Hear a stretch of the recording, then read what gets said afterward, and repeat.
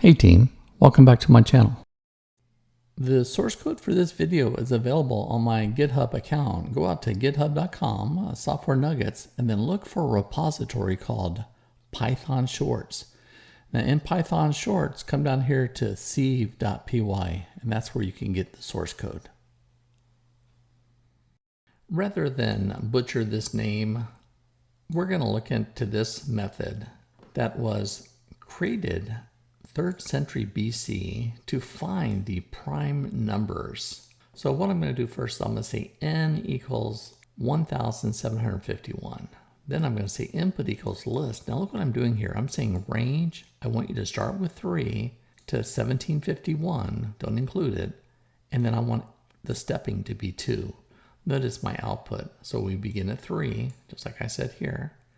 And then notice incrementing by 2 all the way up to 1749, right? The one right before this. Then I did a print of that, and that gave us our output.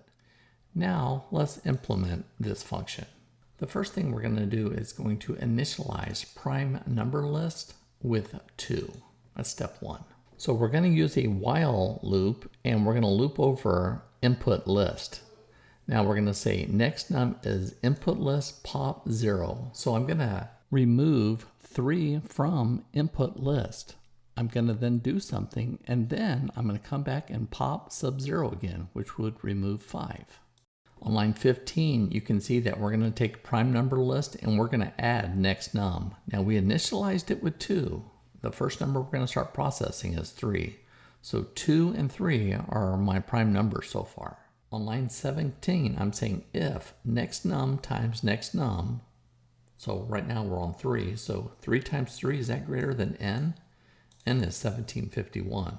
No, it's not. But when it is, look what I'm going to do. I'm going to go get the remainder of this list over here, and then I'm concatenate it with our prime number so far. And then I'm going to empty out that list. That's only when the number next num times next num is greater than this number. Let's look at the else clause. Now the else is actually very sophisticated.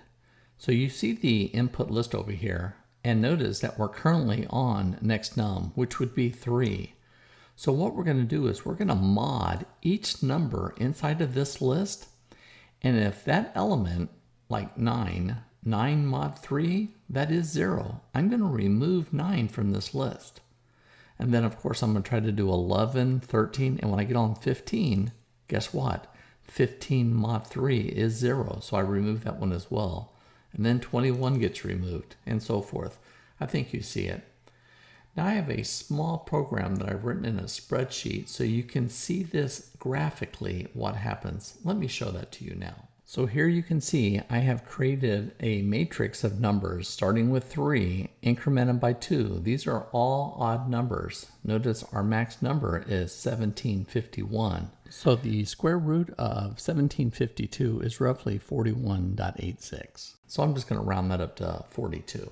Now remember, I'm going to start off at 3, and I am going to go through every number, and if that number mod this number is 0, I'm going to remove it from the list. Now watch what happens when I just do that 3. So right away you can see that it's all gone, right?